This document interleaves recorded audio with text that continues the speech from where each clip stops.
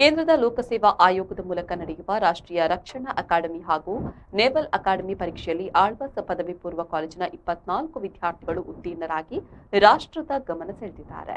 ಈ ಬಗ್ಗೆ ಆಳ್ವಾಸ್ ಶಿಕ್ಷಣ ಪ್ರತಿಷ್ಠಾನದ ಅಧ್ಯಕ್ಷ ಡಾಕ್ಟರ್ ಎಂ ಮೋಹನ್ ಆಳ್ವಾಸ್ ಸುದ್ದಿಗೋಷ್ಠಿ ನಡೆಸಿ ಮಾಹಿತಿ ನೀಡಿದ್ದಾರೆ. ಆಳ್ವಾಸ್ನಲ್ಲಿ ಎನ್ಡಿಎ ತರಬೇತಿಗೆ ವಿಶೇಷ ಮಹತ್ವ ನೀಡಲಾಗ್ತಾ ಇದ್ದು, ಇಲ್ಲಿ ವಿದ್ಯಾರ್ಥಿಗಳಿಗೆ ಪಿಯು ಶಿಕ್ಷಣದ ಜೊತೆಗೆ ಸ್ಪರ್ಧಾತ್ಮಕ ಪರೀಕ್ಷೆಗಳ ತಯಾರಿಯನ್ನ ಸಮನ್ವಯಗೊಳಿಸಲಾಗಿದೆ. ಎನ್ಡಿಎ ಪರೀಕ್ಷೆಯ ಗಣಿತ, ಸಾಮಾನ್ಯ ಜ್ಞಾನ, ಇಂಗ್ಲಿಷ್ ಹಾಗೂ ತಾರ್ಕಿಕ ಚಿಂತನೆ ವಿಭಾಗಗಳಿಗೆ ಅನುಭವ ಸಂಪನ್ನ ಉಪನ್ಯಾಸಕರು ತರಬೇತಿ ನೀಡುತ್ತಾರೆ ಎಂದರು. ಒಂದು ಸಾಧನೆ ಆಗಿದೆ. ಈ ವರ್ಷ 24 ವಿದ್ಯಾರ್ಥಿಗಳು ಈಗ ಉತ್ತೀರ್ಣರಾಗಿದ್ದಾರೆ. ಇದು ಬಹಳ ದೊಡ್ಡ ನಮ್ಮ ಒಂದು ಪದವಿ ಪೂರ್ವ ಕೆಲಸದಲ್ಲಿ ಸಾಧನೆ. ಇದು ಕೇಂದ್ರದ ನಮ್ಮ ರಾಷ್ಟ್ರೀಯ ಮಟ್ಟದ ಎಕ್ಸಾಮ್. ಇದು ರಾಜ್ಯ ಮಟ್ಟದಲ್ಲ, ರಾಷ್ಟ್ರೀಯ ಮಟ್ಟದ ಎಕ್ಸಾಮ್. ಸುಮಾರು 4 ಲಕ್ಷ ನಿಮ್ಮ ಗಮನಕ್ಕೆ ನಾನು ಕೇಳಿದ್ದು, ಅದರಿಂದ ಅದನ್ನು ನೋಟ್ ಮಾಡಿಕೊಳ್ಳಿ. ಅವರು ನಮ್ಮ ರಾಷ್ಟ್ರದಲ್ಲಿ ಈ ಎಕ್ಸಾಮನ್ನು ಬರೀತಾರೆ. ಇದನ್ನು UPSC ಎಕ್ಸಾಮ್ ನಾವು ಕಂಡಕ್ಟ್ ಮಾಡುವುದನ್ನು UPSC ಎಕ್ಸಾಮ್ ಕಂಡಕ್ಟ್ ಮಾಡುವುದು 4 ಲಕ್ಷ ಜನ ಬರೀತಾರೆ.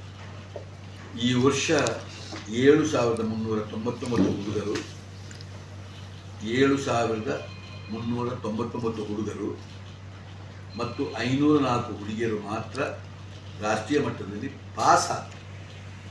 7,399 ಮತ್ತು 504 ಹುಡುಗರು ಈ 4 ಲಕ್ಷ ಜನರಲ್ಲಿ ಪಾಸ್ ಆದರು. ಶಿಕ್ಷಣ ಮಹತ್ವ ನಾವು ಪದವಿ ಶಿಕ್ಷಣದಲ್ಲಿ ಕೊಟ್ಟುಕೊಂಡು ಈ ವಿದ್ಯಾರ್ಥಿಗಳಿಗೆ ಈ ಶಿಕ್ಷಣದ ಜೊತೆಗೆ ಸ್ಪರ್ಧಾತ್ಮಕವಾದ ಪರೀಕ್ಷೆಗಳ ತಯಾರಿಯನ್ನು ಸಮನ್ವಯಗೊಳಿಸಲಾಗಿದೆ.